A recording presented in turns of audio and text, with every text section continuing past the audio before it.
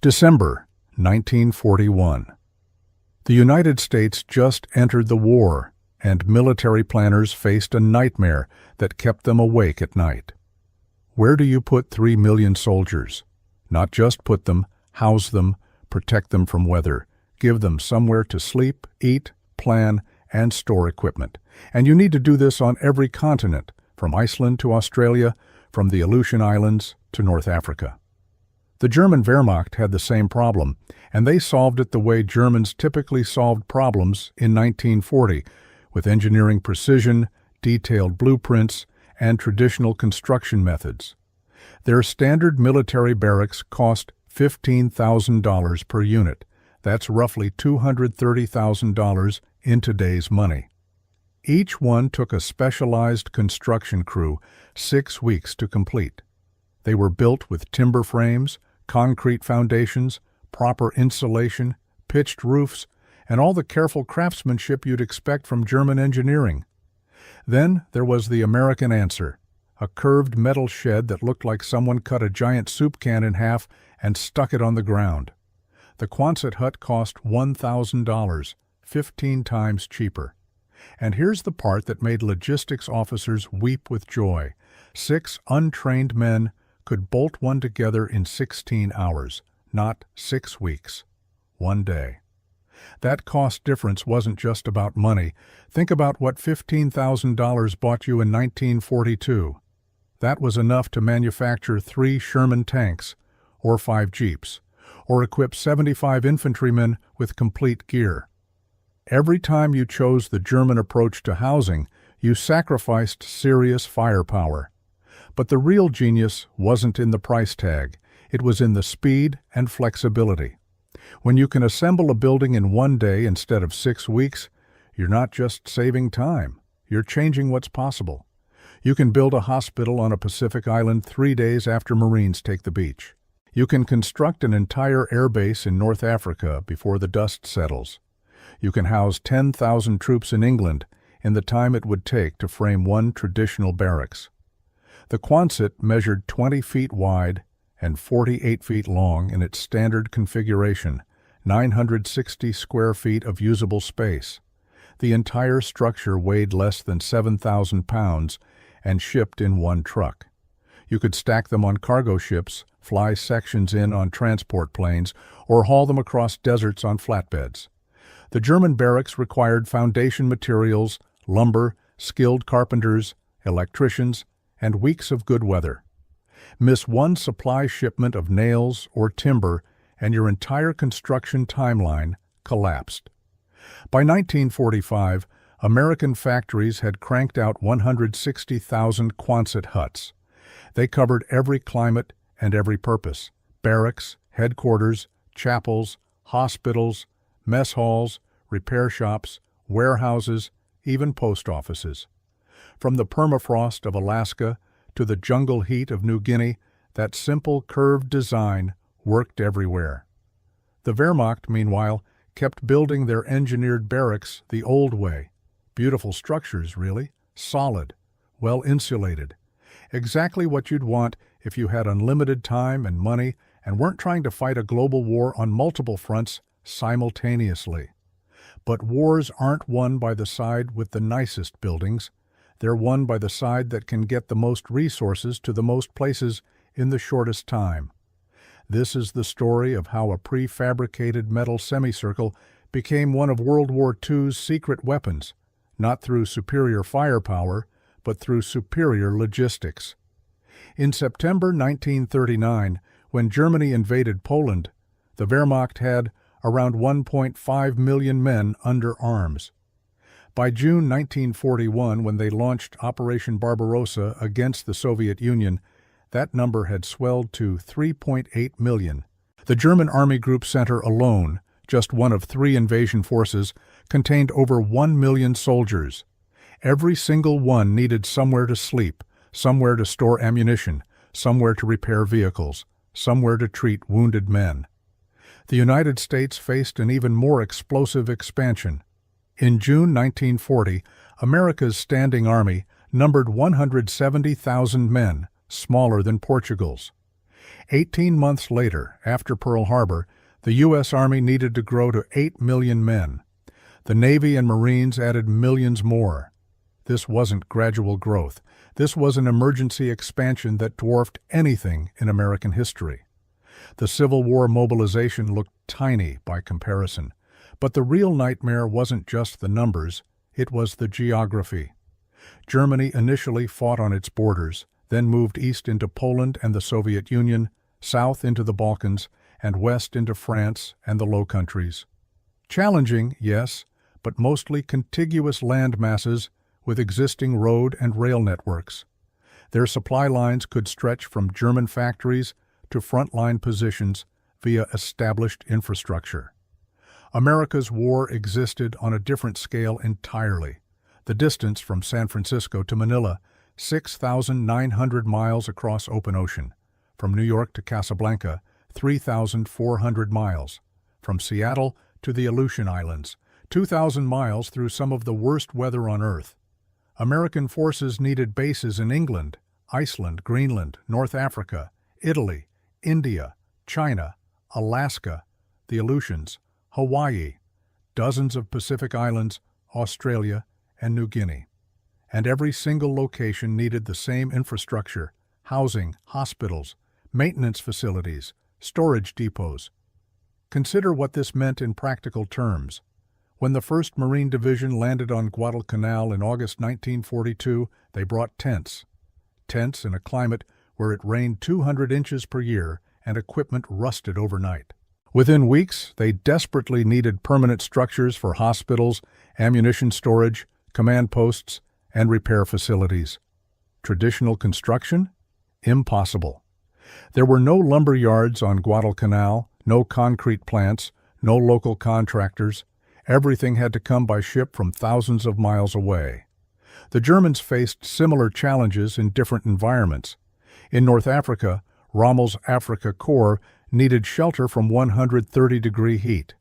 On the Eastern Front, soldiers required protection from 40-below winters. In occupied Norway, troops stationed above the Arctic Circle dealt with darkness and cold that made conventional construction nearly impossible for months at a time. Both militaries scrambled for solutions in 1941 and 42. Both needed to house millions of men in dozens of countries across every climate zone Earth offers. Both needed structures that could serve as barracks, hospitals, workshops, and warehouses.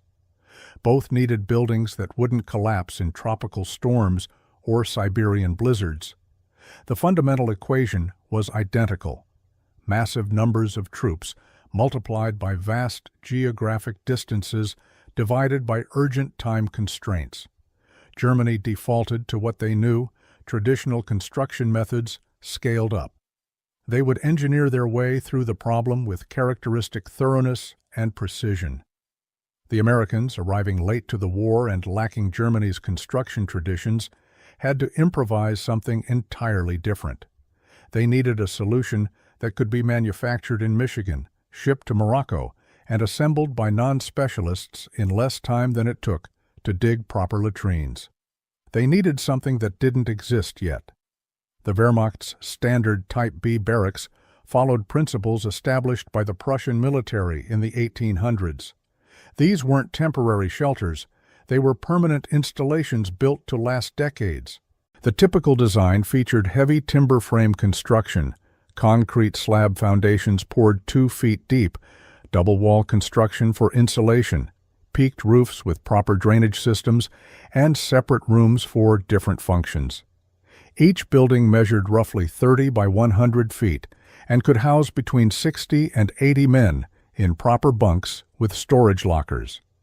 Construction began with site preparation and foundation work, which alone consumed 1 to 2 weeks depending on soil conditions. Then came the timber framing, posts and beams cut to exact specifications, mortised and tenon joints, everything fitted together by experienced carpenters. The Germans used standardized plans, but standardization didn't mean simplicity. Each barracks required approximately 12,000 board feet of lumber, 200 bags of cement, 3 tons of roofing materials, windows with proper frames and glass, doors with hardware, electrical wiring for lights and heating, plumbing for washrooms, and interior finishing work. The construction crew for one barracks numbered between 15 and 20 men, master carpenters, apprentices, concrete workers, roofers, electricians, plumbers. These weren't unskilled laborers. Germany's construction industry relied on the apprenticeship system, men who'd spent years learning their trades. You couldn't just hand tools to infantry soldiers and expect functional buildings. The work required knowledge, precision, and experience. In Germany itself, this system functioned adequately. Factories produced materials, trains delivered supplies, skilled workers completed buildings.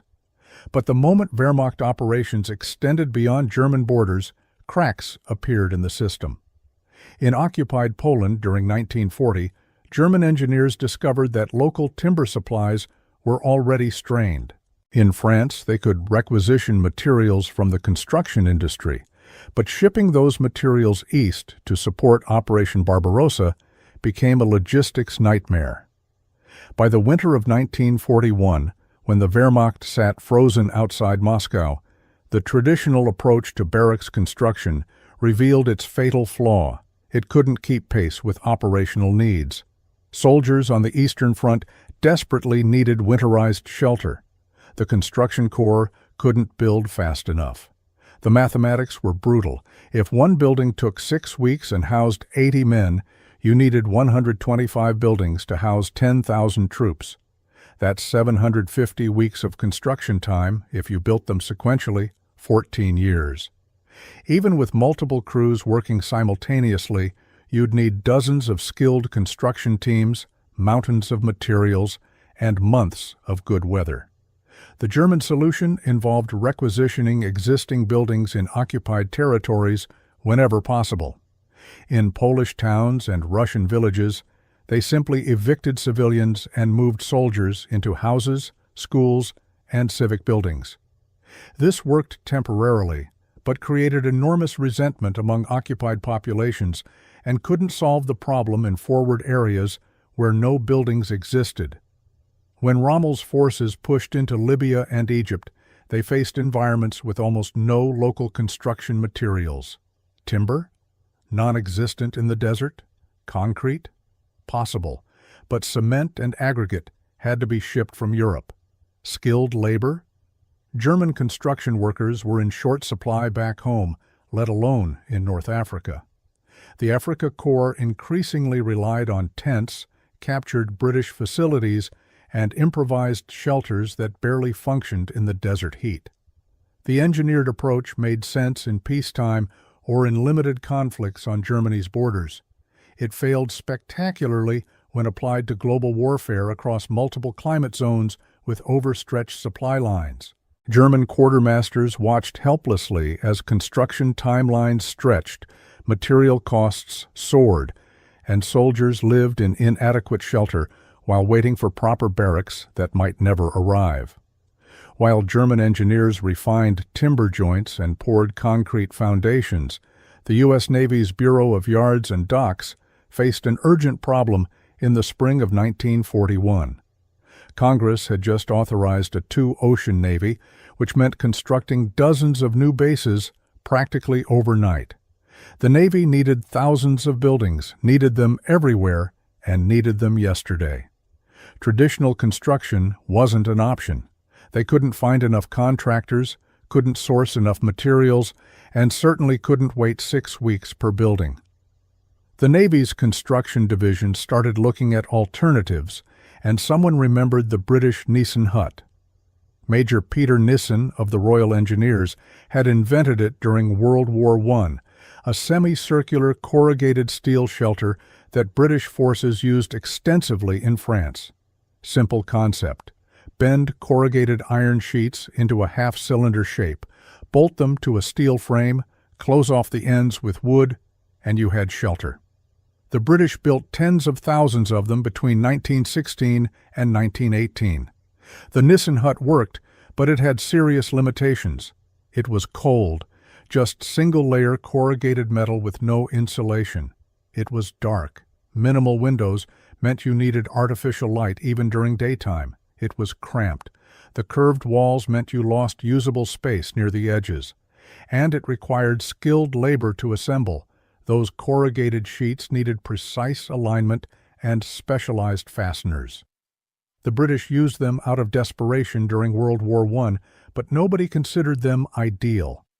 In March 1941, the Navy contracted with the George A. Fuller Company, a major construction firm based in New York, to redesign the Nissen concept into something that actually worked for modern military needs. The Navy gave them a testing facility at Quonset Point Naval Air Station in Rhode Island and issued a challenging brief. Design a building that's completely prefabricated, can be assembled by unskilled labor with basic tools, works in any climate from Alaska to Panama, costs under $1,000, and can be manufactured by the thousands per month. Otto Brandenburger, an engineer with the Fuller Company, led the redesign team. They started with the Nissen's basic curved shape, but changed nearly everything else. First, they switched from corrugated iron to flat steel panels with a layer of insulation sandwiched between inner and outer skins. This solved the temperature problem. The insulated panels kept interiors warm in winter and cool in summer. The panels were only 4 inches thick but provided better insulation than the German Barracks double-wall construction. Second, they redesigned the structural system.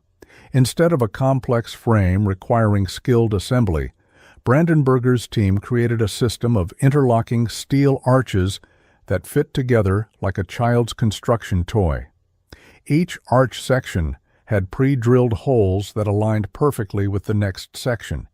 You didn't need to measure anything or cut anything on site. Just line up the holes, insert the bolts, tighten them down. A crew that had never seen a Quonset hut before could assemble one by following simple pictorial instructions, no written language required. Third, they added proper windows and ventilation. The end walls came prefabricated with window openings and door frames already installed. Ventilation louvers built into the structure prevented the interior from becoming an oven in tropical climates or a condensation-dripping nightmare in cold weather. The breakthrough came in July 1941 when the first prototype went up at Quonset Point in just 16 hours with a 6-man crew. The Navy officers observing the test couldn't believe it. They'd watched German-style barracks construction that took weeks. This thing appeared in less than 1 workday. Better yet, when they disassembled it, loaded it on trucks, moved it half a mile away, and reassembled it, the same crew did it in 14 hours. The building was genuinely portable. The Navy approved the Quonset design in September 1941 and immediately placed orders for 5,000 units. Then Pearl Harbor happened in December, and those orders multiplied. By January 1942, the War Department wanted not 5,000 Quonsets, but 50,000. By summer, they wanted 100,000. The question became, could American industry actually manufacture these things fast enough? This is where American mass production culture revealed its enormous advantage. The Germans built things one at a time with skilled craftsmen. Americans built things on assembly lines with interchangeable parts. The entire U.S. economy had spent the previous 40 years perfecting mass production techniques, from Ford's Model T to Sears Roebuck's mail-order houses to prefabricated diners. The Quonset hut fit perfectly into this existing industrial ecosystem. The military awarded contracts to 36 manufacturers across the country. These weren't specialized defense contractors. They were companies that normally made grain silos, water towers, culverts, and industrial tanks. Firms like the Strand Steel Corporation in Indiana, the Great Lakes Steel Corporation in Michigan, the Balin Manufacturing Company in Nebraska, they already had the equipment needed: massive sheet metal presses, industrial bending machines, punch presses for drilling holes, and welding stations. Converting their production lines to Quonset manufacturing took weeks, not years.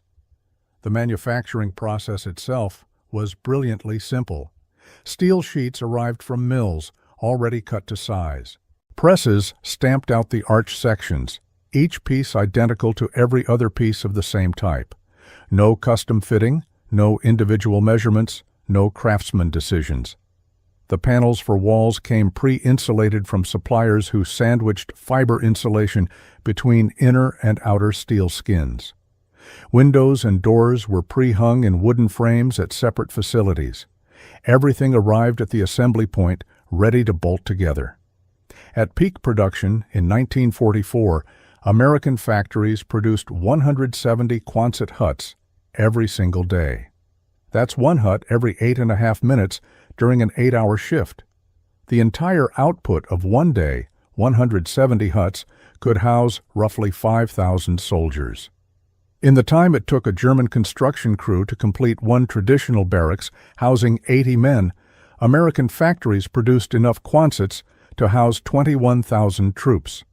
The cost advantages compounded with scale. The first Quonset prototypes cost around $1,200 each. By 1943, with mass production fully ramped up, the per-unit cost dropped to $750. Some of the smaller models, the 20-foot by 40-foot variant, cost as little as $600. Meanwhile, German barracks costs climbed as material shortages worsened. By 1943, timber scarcity in Germany meant the Wehrmacht paid premium prices for construction lumber, while simultaneously, German barracks became less well-built due to substituting inferior materials. The standardization meant spare parts were truly interchangeable.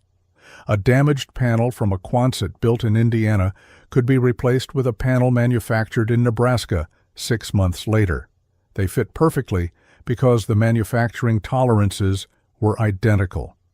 The Germans had standards too, but their reliance on skilled labor meant each barracks was subtly unique. A window frame built by one carpenter didn't quite match the dimensions of a frame built by another. Doors required shimming and adjustment. Nothing was truly interchangeable.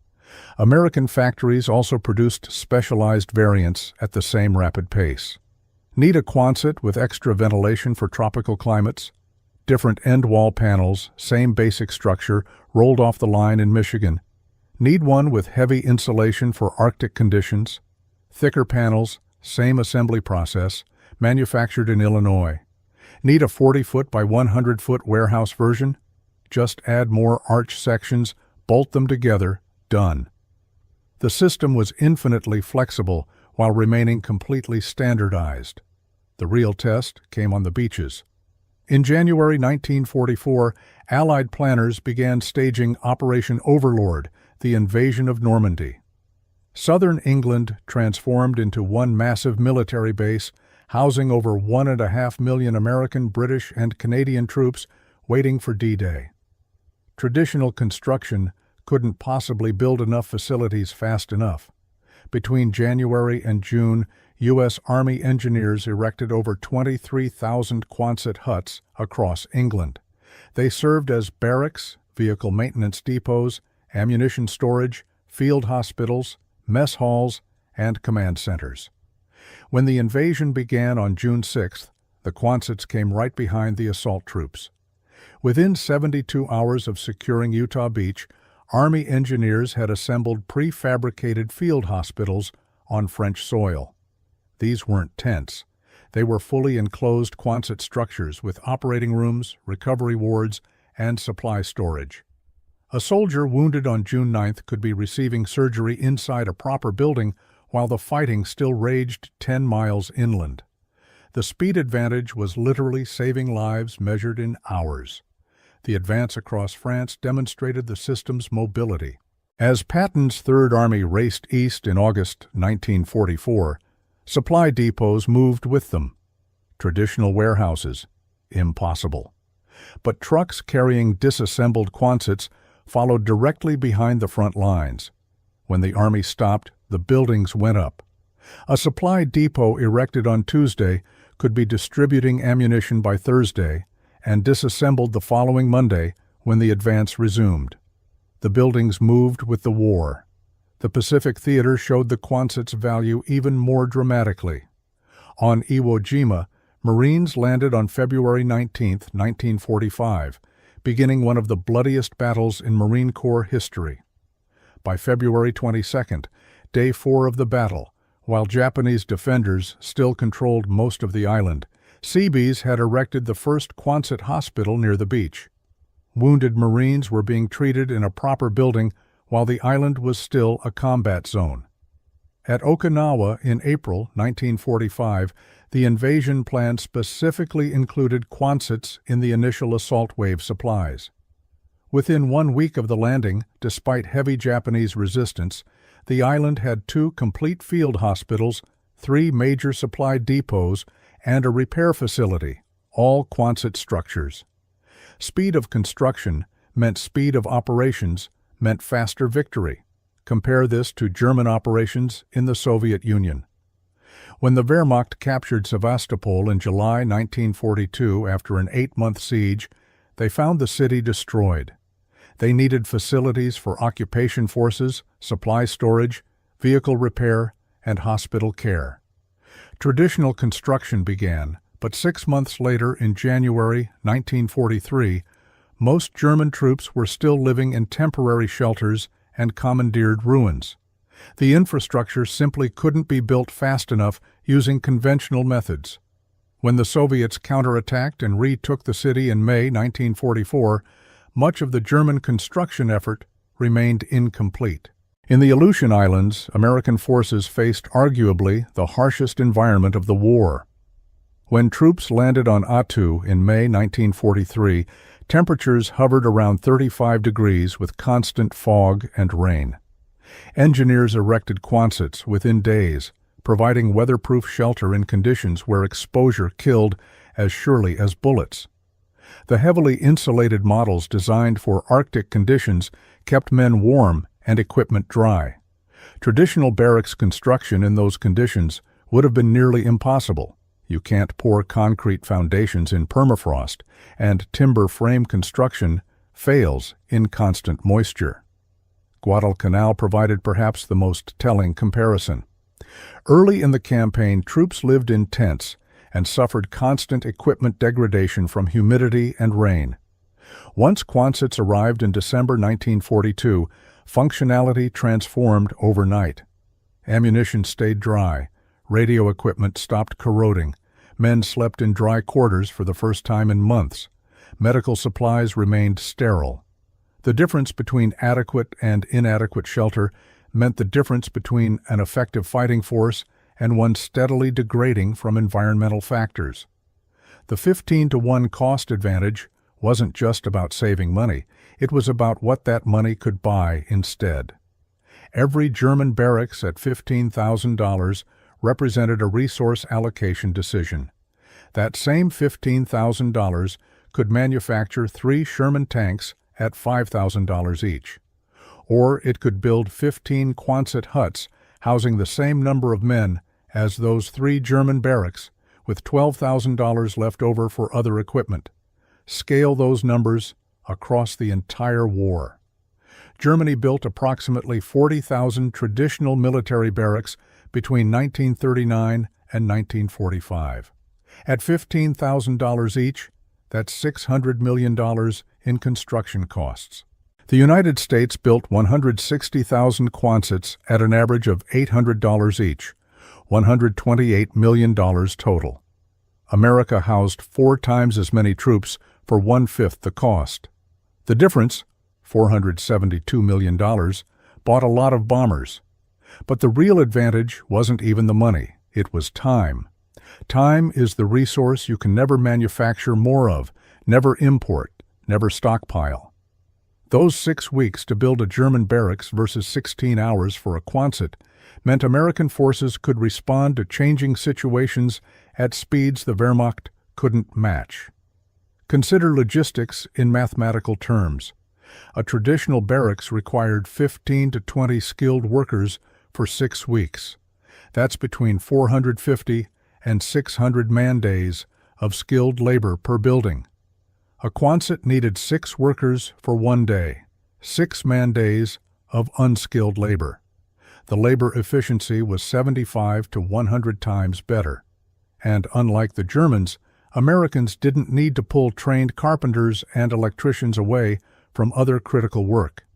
Any infantry squad with a sergeant who could read instructions could assemble a Quonset. The transportation mathematics were equally favorable. One standard German barracks required approximately 12,000 board feet of lumber weighing roughly 30,000 pounds. Add concrete, roofing materials, windows, doors, and hardware, and you needed multiple cargo trucks just to deliver materials for one building. A complete Quonset weighed 7,000 pounds, including all components. One truck hauled one complete building. The shipping efficiency was roughly 4 to 1 in terms of weight, even better in terms of volume, because the nested arch sections packed efficiently. This efficiency compounded across the war. The U.S. Army calculated that shipping Quonsets instead of traditional building materials to the Pacific Theater saved approximately 3 million tons of cargo ship capacity between 1942 and 1945. 3 million tons represented roughly 150 Liberty ship voyages. Each Liberty ship voyage from California to the Philippines took roughly 40 days round trip. The Quonsets freed up 6,000 ship days of transportation capacity that moved ammunition, food, fuel, and vehicles instead. The German logistics system, by contrast, consumed itself. As the war progressed and material shortages intensified, Wehrmacht Construction Corps had to source timber from increasingly distant locations. Lumber came from Norway, occupied Poland, Romania, anywhere forests still stood. The transportation costs spiraled. A German barracks built in 1944 consumed more resources and took longer to complete than one built in 1940 because the supply chain had deteriorated so badly. American production, meanwhile, accelerated. The 1944 Quonsets were better than the 1941 models, improved insulation, better ventilation, stronger panels, but they cost less and assembled faster because manufacturing processes kept improving. Ford Motor Company applied assembly line lessons learned from automotive production. What took 16 hours in 1941 took 12 hours by 1944 with an equally inexperienced crew. The strategic impact showed up in operational tempo. American forces could establish new bases, expand existing facilities, and relocate entire installations at speeds that bewildered German intelligence.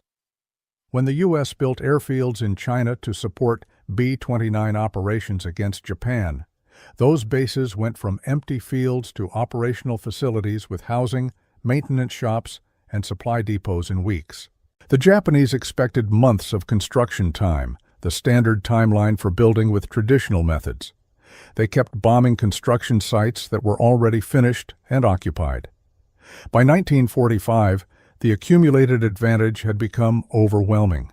The United States had infrastructure everywhere, while Germany's construction capacity had collapsed, along with its ability to source materials. When the war ended in August 1945, the American military found itself owning 160,000 Quonset huts scattered across 46 countries and every U.S. state. The question became, what do you do with all these buildings? The answer reshaped post-war communities across the globe. The Surplus Property Act of 1944 allowed civilians to purchase military equipment at pennies on the dollar. A Quonset that cost the government $800 sold for as little as $100 to veterans, farmers, businesses, and churches. Suddenly, instant buildings became available to anyone. On college campuses, universities bought hundreds of surplus Quonsets to house the flood of veterans attending school under the GI Bill. The University of Wisconsin erected an entire temporary campus of Quonsets in 1946 that housed classrooms and dormitories for 2,000 students. Those temporary buildings remained in use until 1968. Farmers discovered Quonsets made perfect machine sheds, grain storage, and livestock barns. The curved roof shed snow naturally, the steel construction resisted rot and pests, and the open interior required no support posts. You could drive tractors and combines straight through. By 1950, an estimated 40,000 Quonsets served agricultural purposes across rural America. Many still stand today, 75 years later, still functioning as intended. Small business owners turned them into diners, auto repair shops, warehouses, and manufacturing facilities. In post-war suburbs, entire commercial districts consisted of repurposed Quonsets. They weren't pretty, but they were functional and affordable. A veteran with a welding business could buy a Quonset, bolt it together on a weekend, and open for business Monday morning. Traditional commercial construction would have required months and bank loans most veterans couldn't qualify for. Churches, desperate for meeting space in rapidly growing suburbs, bought Quonsets by the thousands. A congregation could purchase a building, assemble it with volunteer labor, add a cross to the end wall, and hold services the following Sunday. Hundreds of these Quonset churches operated across America through the 1950s and 60s. Some denominations used them as permanent structures, others as temporary facilities until they could afford traditional buildings. The architectural profession initially dismissed Quonsets as wartime expediency, ugly, utilitarian, beneath serious consideration. But some younger architects recognized something important in that curved steel form. The Quonset proved you could create functional shelter without traditional materials, skilled craftsmen, or months of construction time. It demonstrated that prefabrication worked, that standardization enabled affordability, and that speed didn't necessarily mean inferior quality. These lessons influenced the post-war prefab housing movement. Buckminster Fuller's Dymaxion House, the Lustron all-steel homes, and later developments in modular construction all owed intellectual debts to the Quonset concept. The idea that you could manufacture buildings in factories and assemble them on site became mainstream instead of radical. Internationally, Quonsets spread everywhere American forces had served. In England, thousands remained and served as everything from village halls to cricket clubhouses. In the Philippines, Quonsets became schools, clinics, and community centers. In Iceland, they housed NATO operations for decades. Australia used surplus Quonsets for rural infrastructure well into the 1970s. The German barracks, by contrast, mostly disappeared. Those that survived the war were either destroyed during Allied bombing, dismantled for materials during post-war reconstruction, or simply abandoned and left to decay. A few remain today as historical sites or military museums, monuments to an engineering philosophy that couldn't adapt to industrial warfare's demands. The Quonset's legacy lives on in modern military operations. Today's deployable shelters use advanced materials, aluminum instead of steel, synthetic insulation instead of fiberglass, computerized climate control, but the fundamental concept remains unchanged: prefabricated sections, rapid assembly, complete portability. The current military shelter system can be traced directly back to that 1941 breakthrough at Quonset Point. Sometimes the best solution isn't the most elegant or the most engineered. Sometimes it's just the one that works fast enough, cheap enough, and reliably enough to win.